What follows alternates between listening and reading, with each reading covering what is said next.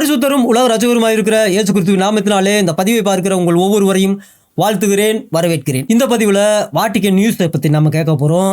நீங்களாம் இதை கேட்டு அதிர்ச்சியாக போகிறீங்க. ஏன்னு கேட்டால், வாட்டிக்கன் சிட்டியில் வாட்டிக்கன் சர்ச்சில் இருக்கிற ஒரு பேராயர், ஏகப்பட்ட பேராயர் இருக்காங்க, அதில் ஒருத்தர் இந்த வாட்டிக்கன் சர்ச்சுக்குள்ளே ஒரு மகா பாபிலோனிய ஒரு அருவருப்பின் சித்தாந்தம், ஒரு புது சித்தாந்தம், ஒரு புது ஐடியாலஜி இந்த கத்தோலிக்கத்துக்குள்ள திணிக்க போறாங்க.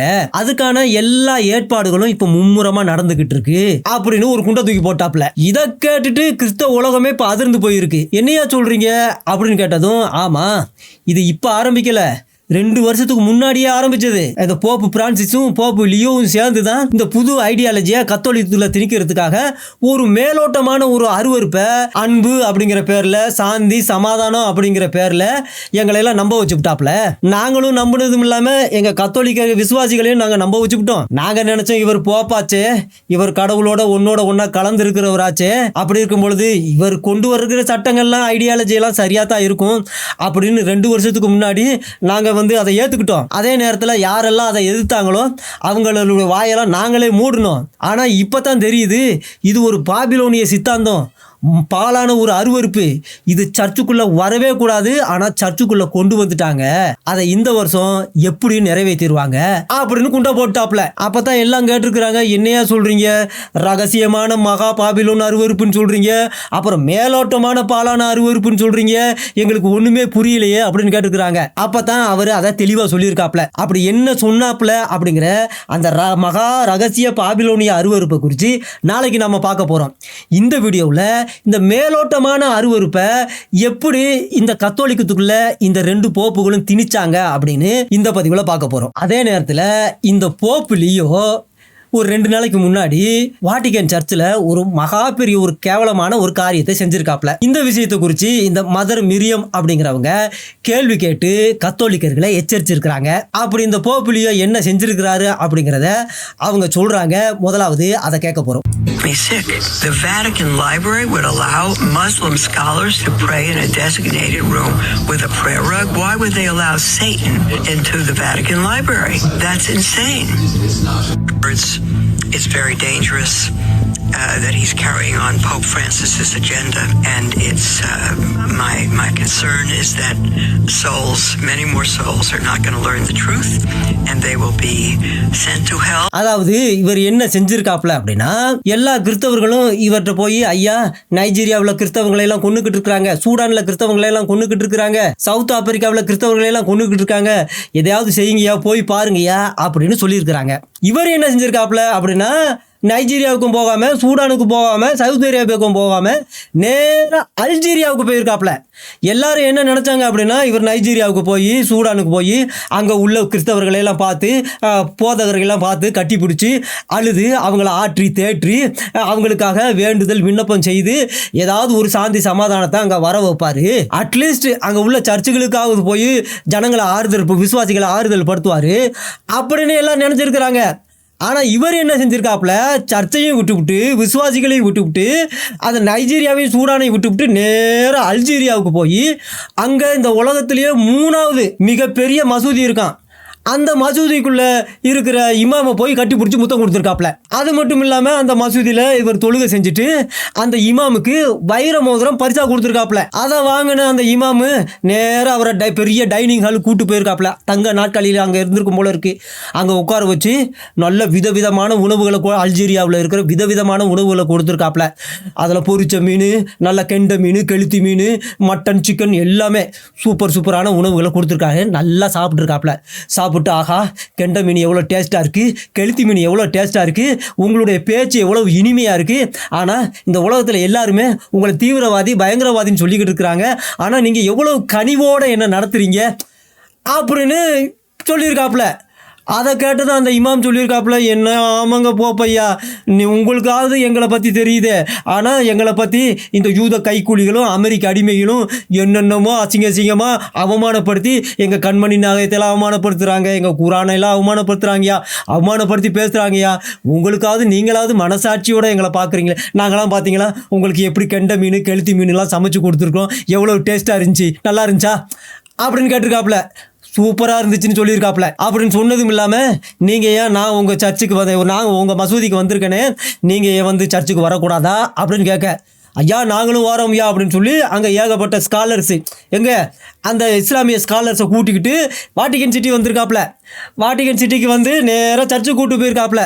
சர்ச்சுக்கு கூட்டுக்கு போனதுமே அவங்க சொல்லியிருக்காங்க, ஐயா நாங்கள் வந்து உங்களை மாதிரி கிடையாது, வாரம் சர்ச்சுக்கு போகிறவங்க கிடையாது, தினம் 5 நேரம் நாங்கள் தொழுகுவோம், அதனால எங்களுக்கு இடம் இல்லையா, மற்ற நாடுகளாக இருந்தால் ஹைவேயை நாங்கள் மறித்து தொழுகுவோம், ட்ரெயினை மறித்து தொழுகுவோம், பஸ்ஸை மறித்து தொழுகுவோம், எங்கெங்கே மக்கள் கூட்டம் இருக்கோ அங்கே மறித்து தொழுகுவோம். அந்த நேரத்தில் போலீஸ்காரங்கெல்லாம் வந்து அடிப்பாங்க.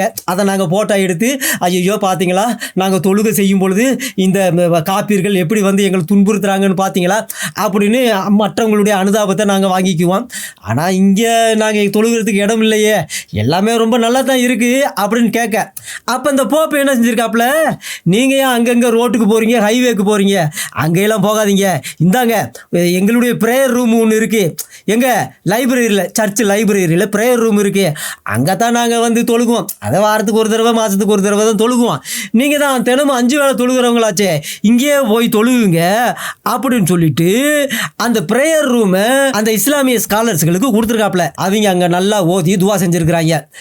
அப்போ தான் இதை கேள்விப்பட்ட இந்த மதர் மிரியம் என்ன செஞ்சுருக்காங்க அப்படின்னா, ஆடா பாவிகளா இது என்னடா பைத்தியகாரத்தனமாக இருக்குது, ஏன் போப்பிலையோ இந்த மாதிரி பைத்தியகாரத்தனத்தை செஞ்சுருக்க அப்படின்னு சொல்லிட்டு என்னைய சாத்தானை கூட்டி கொண்டு வந்து சர்ச்சுக்குள்ளே துவா செய்ய வச்சுருக்க அப்படின்னு கேட்க, அதுக்கப்புறம் எல்லா கத்தோலிக்கர்களையும் இந்த அம்மா எச்சரிச்சிருச்சு. என்ன அப்படின்னா, இந்த ஆளுடைய அஜெண்டாவே வேறு, ஒரே நாடு ஒரே மதம் ஒரே மொழி அப்படிங்கிற லெவலில் எல்லாத்துக்கிட்டையும் போய்கிட்டு இருக்கான். இதனால இந்த ஆள் பின்னாடி போனீங்க அப்படின்னா இது மிகப்பெரிய டேஞ்சரஸு, இது உங்களை நரகத்துக்கு கொண்டு போகும் அப்படின்னு கத்தோலிக்கர்களை இந்த அம்மா எச்சரிச்சிருக்காங்க. இது இப்படி இருக்கும் பொழுது நம்ம நேராக போப்பையா பிரான்சிஸ் கிட்ட போவோம். அந்த போப்பையா என்ன செஞ்சிருக்காப்புல அப்படின்னா, எல்லா ஹோமோசெக்சுவலுக்கும் ஒரு அழைப்பு கொடுத்துருக்காப்புல. என்ன கொடுத்துருக்காப்புல அப்படின்னா, நீங்கள் வாங்க இங்கே வந்து எங்கிட்ட வந்து ஆசீர்வாதம் வாங்கிக்கிறங்க அப்படின்னு சொல்லியிருக்காப்புல. இதை கேட்டதும் அந்த ஹோமோசெக்ஸு அந்த எல்ஜிபிடின்னு அப்படின்னு குரூப் இருப்பாங்கல்ல, இவங்கெல்லாம் ஒன்று சேர்ந்து நேராக ரோமுக்கு அந்த வாட்டிகன் சிட்டிக்கு புனித பயணம் போயிருக்கிறாங்க. அவங்க எப்படி போயிருக்கிறாங்க அப்படிங்கிறத இந்த வீடியோவில் பார்க்க போகிறோம்.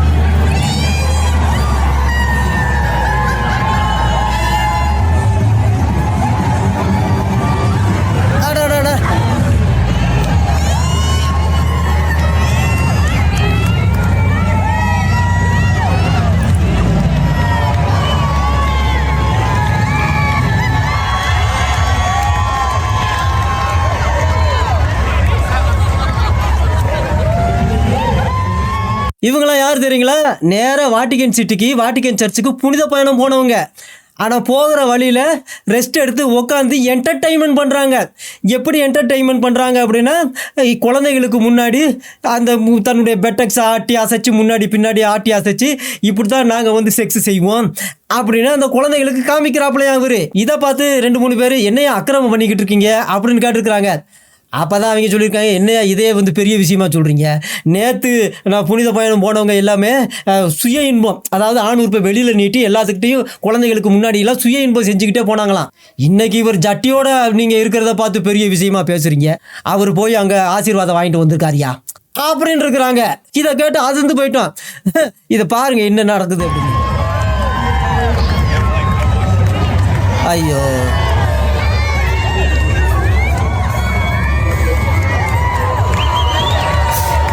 சார்,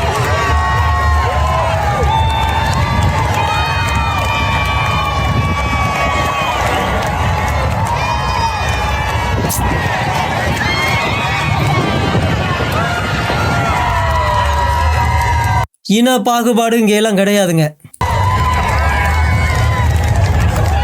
யாரு இவங்கள தான் புனித பயணமாக கூப்பிட்டுருக்குறாங்க. இவங்க புனித பயணமாக சர்ச்சுக்கு போயிருக்கிறாங்க. அங்கே போய் என்ன செஞ்சுருக்காங்கன்னு பாருங்கள். Thousands of LGBTQ Catholics, their families and supporters have participated in a Holy Year pilgrimage to Rome. Holy pilgrimage. They've just walked through the holy door of St. Peter's Basilica. They say this is a historic moment in the life இவங்க வாழ்க்கையிலேயே historical movement ஆகுது. the church and for their community. They say they have long felt சர்ச்சுக்குள்ளே போயிட்டாங்க, discriminated against, shunned by the church, but they now feel a level of welcome. அடாடா ஒரே colour தான். and acceptance that they attribute to Pope Francis. Francis spent the better யாரு Pope Francis தான் அவருக்கு அழைப்பு கொடுத்துருக்காப்ல. part of his pontificate insisting that the Catholic Church இதே வித்தியாசமாக இருக்குது. என்னமோ தெரியல, இதுக்கு முன்னாடி 69 அப்படின்னு சொல்லி நம்பர் எடுத்து இவங்க வந்து குத்திக்கிடுவாங்க, பச்சையெல்லாம் குத்திக்கிடுவாங்க, அப்புறம் டாலர்லாம் அந்த செஞ்சு போட்டுக்கிடுவாங்க. இது என்னமோ வித்தியாசமாக இருக்குது, லவ் 8 அப்படின்னு சொல்லி. சரி, must be a place of welcome. ஐயோ இதை பார்த்து தான் என்னால் சகிக்க முடியல. சர்ச்சுக்குள்ளே புருஷன் பொண்டாட்டி, இவர் யார் புருஷன் யார் பொண்டாட்டின்னு தெரியலைங்க. நைட்டு பேண்ட்டு நெக்கு டிஷர்ட் போட்டு கை கோத்துக்கிட்டு நிற்கிறாங்க எங்கள் சர்ச்சுக்குள்ளே. Todos used to say. These pilgrims now say they feel that. They have been participating in vigils, talks, and masses around Rome in these days, including one celebrated by an Italian bishop who drew a sustained standing ovation this morning when he told பாவிகளா, சர்ச்சுக்குள்ளே enter ஆகும் பொழுது சிலுவை தூக்கிட்டு போகிறாங்க. என்ன அப்படின்னா, அவங்க homosex கலரை எடுத்து சிலுவைக்கு அடித்து அதை வச்சுக்கிட்டு போகிறாங்க. time to restore to them the dignity that had been denied. என்னையா அப்படின்னா, எங்களை போப்பு கூப்பிட்டுருக்காருங்க, எங்களை ஆசீர்வதிக்க கூப்பிட்டுருக்கிறாரு. நாங்கள் போய் ஆசீர்வாதம் வாங்க போகிறோம். ஒரு புதிய ஒரு சித்தாந்தத்தை இப்போ ஆரம்பிச்சிருக்கிறாரு. எங்களையெல்லாம் நாங்களாம் தனியாக இருக்கோம்னு நினச்சோம். ரோட்டில் தான் நாங்கள் அப்படி ஆடிக்கிட்டு இருக்கோம். இனிமேல் நாங்கள் சர்ச்சுக்குள்ளே வந்து இந்த ஆட்டம் போடுவோம். அப்போ ரோட்டில் எப்படி குழந்தைக்கு முன்னாடி 600 ரூபாய் வெளியில் நீட்டிக்கிட்டு சுய இன்பம் செஞ்சாங்களோ, அதே போல் இனி வாட்டிகன் சர்ச்சுக்குள்ளே வந்து செய்ய போகிறாங்க. அதுதான் இனிமேல் நடக்க போகுதான். இதை கேட்டுட்டு எல்லாருமே போய் போப்பையா கிட்ட கேட்டிருக்கிறாங்க. ஐயா போப்பையா, என்னையா நீங்கள் அதிசயமாக இருக்குது, நீங்கள் வந்து இப்படி இந்த எல்ஜிபிடி ஹோமோசெக்ஸ்லாம் கொண்டு வந்து உள்ளே விட்டுக்கிட்டு இருக்கீங்களே, சர்ச்சில் விட்டுக்கிட்டு இருக்கீங்களே, அவங்க என்னடானா சிலுவையில் கலர் அடித்து கொண்டு வந்துக்கிட்டு இருக்காங்க. எந்த பாவத்துக்காக இயேசு கிறிஸ்து சிலுவைக்கு போனாரோ அந்த பாவத்தை சர்ச்சுக்குள்ளேயே இப்போ செய்கிறதுக்காக வந்துட்டாங்களே, இதற்கு நீங்கள் பற்றி கேட்க மாட்டீங்களா அப்படின்னு கேட்க, அப்போ தான் நம்ம போப்பையா சொல்கிறாப்புல, If a person is gay and accepts the Lord and has good will, who am I to judge them? அதான் அதிசயமான ஒரு விஷயத்த சொல்லியிருக்காப்புல. அதாவது அவன் கேயா இருந்தான்னா, லெஸ்பியனாக இருந்தான்னா, ஹோமோசெக்ஸாக யாராக இருந்தால் என்ன, அவன் இயேசுநாதரை விசுவாசித்து ஏற்றுக்கொண்டுட்டு அவன் நல்ல மனசு அவனுக்கு இருந்துச்சு அப்படின்னா, அவன் செய்கிற ஹோமோசெக்ஸை நான் யார் ஜட்ஜு பண்ணுறதுக்கு அப்படின்னு இருக்காப்புல. அப்போ தான் எல்லாரும் சொல்லியிருக்காங்க, ஐயா என்னையா இப்படி கூமுட்ட மாதிரி பேசுகிறீங்க அப்படின்னு சொல்லிட்டு ஒரு வசனத்தை காமிச்சிருக்கிறாங்க. அந்த வசனத்தில் என்ன எழுதியிருக்கு அப்படின்னா, 1 கொரிந்தியர் 6வது அதிகாரத்தில் எழுதப்பட்டிருக்கு. அதாவது அநியாயக்காரர் தேவனுடைய ராஜ்யத்தை சுதந்திரிப்பதில்லை, அதனால வஞ்சிக்கப்படாதீங்கப்பா. வேசி மார்க்கத்தார் வேசி மார்க்கமாக நடக்கிறவனும், விக்கிரக ஆராதனை செய்கிறவனும், விபச்சாரம் செய்கிறவனும், சுய புணர்ச்சி செய்கிறவனும், ஆண் புணர்ச்சிக்காரனும், ஹோமோசெக்ஸும், இவங்க எவனுமே தேவனுடைய ராஜ்யத்தை சுதந்திரிக்க மாட்டாங்க. நித்திய ஜீவனை அவங்க பெற்றுக்கொள்ள மாட்டாங்க. நிரந்தரமான ஒரு வாழ்க்கை வாழ மாட்டாங்க. ஏன்னு கேட்டால் இந்த உலகத்தில் டெம்பரவரியான ஒரு வாழ்க்கை இருக்குது. இது முடிஞ்சதுமே ஒரு நிரந்தரமான வாழ்க்கை ஆரம்பம். அதில் எல்லாருமே நரகத்துக்கு போயிடுவாங்க. அதனால இந்த ஹோமோசெக்ஸை பற்றி நம்ம என்ன செய்யணும்னா, இது பாவம், இதை செய்யக்கூடாது, இதை விட்டு மனம் திரும்பணும் அப்படின்னு எச்சரித்து கடிந்து கொண்டு புத்தி சொல்லி அவங்கள கர்த்தருக்குள்ளே ஆண்டவருக்குள்ளே கொண்டு வர பார்க்கணும். ஆனால் நீங்கள் என்ன அப்படின்னா, கூமுட்டத்தனமாக நான் ஜட்ஜு பண்ணுறதுக்கு நான் யார், நான் கடவுளா அப்படின்னு கேட்குறீங்களா, உங்களுக்கு வெக்கமா இல்லையா அப்படின்னு எல்லாரும் கேட்டிருக்கிறாங்க. இதை கேட்டு நம்ம போப்பையா இன்னொரு விஷயத்த சொல்லியிருக்காப்புல. அது என்ன அப்படின்னா, Y Dios nos quiere como estamos y con la fuerza que luchamos cada uno por nuestra dignidad. El ser homosexual no es un delito. No es un delito. Sí, pero es pecado. Bueno, primero, distingamos pecado por delito. Pero también es pecado la falta de caridad con el prójimo. ¿Y vos cómo andás? Cada hombre y cada mujer tiene que tener una ventana en su vida donde pueda volcar su esperanza y donde pueda ver la dignidad de Dios. Y ser homosexual no es un delito, es una condición. அப்போ இதை கேட்டதும் நம்ம போப்பையா என்ன சொல்லியிருக்காப்புல அப்படின்னா, அவங்கெல்லாம் children of God இல்லையா அப்படின்னு கேட்டிருக்காப்புல. அதாவது அவங்கெல்லாம் கடவுளுடைய குழந்தைகள் தானே அப்படின்னு இருக்காப்புல. என்னையா சொல்கிறீங்க, அதாவது அவன் ஹோமோசெக்ஸ் செய்கிறவையா, பாவம் செய்கிறவன் பிசாசினால உண்டாயிருக்கான் அப்படின்னு வேதத்தில் சொல்லியிருக்கிறத நீங்கள் படிக்கலையா ஆனால் ரோட்டில் நின்றுக்கிட்டு குழந்தைகளுக்கு முன்னாடி சுய இன்பம் செஞ்சுக்கிட்டு ஆம்பளையும் பொம்பளையுமா வேசித்தனம் செய்கிறவங்களை பார்த்து சில்ட்ரன் ஆஃப் காட்னு சொல்கிறீங்களே, உங்களுக்கு வெக்கமா இல்லையா அப்படின்னு எல்லாரும் கேட்டிருக்கிறாங்க. அதனால பாவம் செய்கிறவன் பாவ சாயலில் இருக்கானியா, பரிசுத்தமாக வாழ்கிறவன் தான் கடவுளுடைய சாயலுக்கு மாறுவான். அதனால பாவ சாயலில் இருக்கிறவனை பார்த்து நீ சில்ட்ரன், நீ கடவுளுடைய பிள்ளை அப்படின்னு சொல்லாதீங்கய்யா. அப்போ அவன் கடவுளுடைய பிள்ளையா இருந்தால் அப்புறம் எதுக்கு இயேசு கிறிஸ்து வந்து இந்த உலகத்தில் ரத்தம் சிந்தி மறிக்கணும் அப்படின்னு சொல்லி கேட்டிருக்கிறாங்க.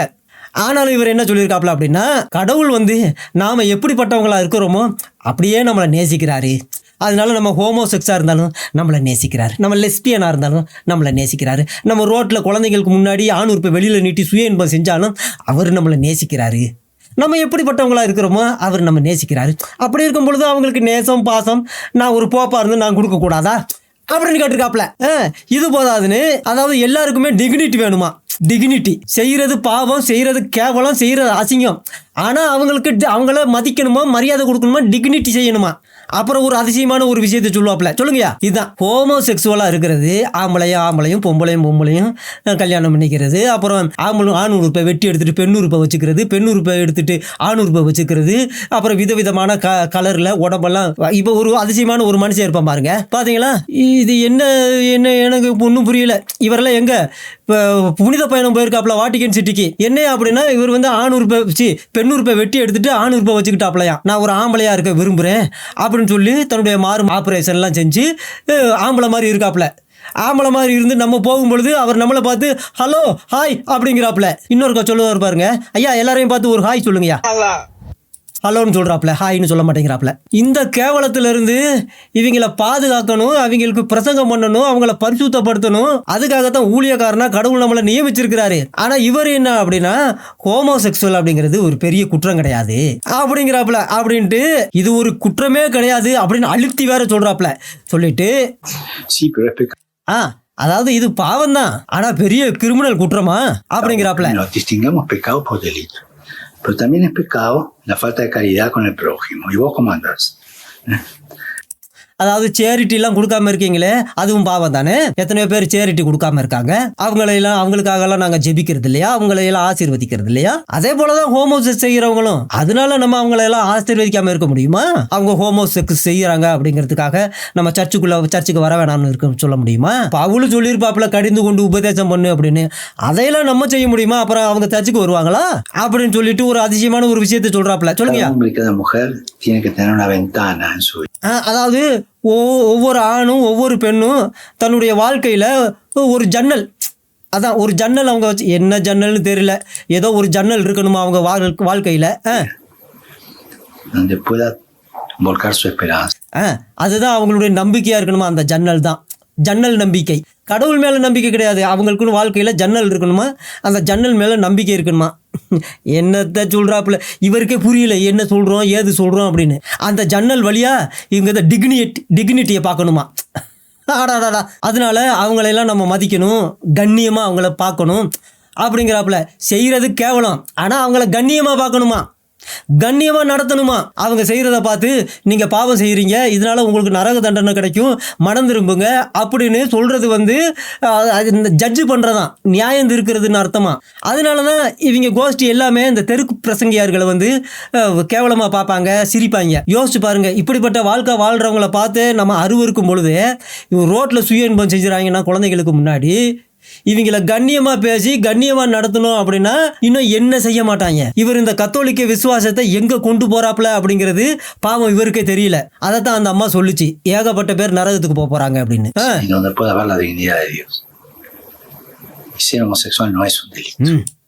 அதெல்லாம் வந்து ஒரு பெரிய குற்றம் இல்லைங்க அப்படிங்கிறாப்புல. இதை 2 வருஷத்துக்கு முன்னாடி இப்படி சொல்லி அந்த ஹோமோசெக்ஸ் செய்கிறவங்களெல்லாம் சர்ச்சுக்குள்ளே கொண்டு வந்து அவங்களையெல்லாம் ஆசீர்வதிச்சுட்டு மற்றவங்களையும் மற்ற குருமார்கள்ட்டையும் சொல்லியிருக்காப்புல, உங்கள் சர்ச்சுக்கு வர்றவங்கள இந்த எல்ஜிபிடியிலேருந்து ஹோமோசெக்ஸோ லெஸ்பியனோ வந்தால் அவங்க ஆசீர்வதிங்க அப்படின்னு அவங்கக்கிட்ட என்கரேஜ் பண்ணியிருக்காப்புல. இது எல்லாமே இந்த போப் பிரான்சிஸ் இவருடைய அஜெண்டாவுக்கு போட்ட ஒரு அஸ்திபாரம். அப்படி இருக்கும் பொழுது இந்த வருஷம் ஒரு கேவலமான ஒரு பாபிலோனிய ஒரு கலாச்சாரத்தை கத்தோலிக்கத்துக்குள்ள திணிக்க போறாரு அப்படின்னு அந்த கத்தோலிக்கத்தில் இருக்கிற குருமார்கள் நிறைய பேர் இப்ப இவருக்கு எதிர்ப்பு தெரிவிச்சிருக்கிறாங்க. விக்கிரக ஆராதனை இவங்களை எங்க கொண்டு வந்து நிறுத்த போகுது அப்படின்னு இனிமே பார்ப்பாங்க.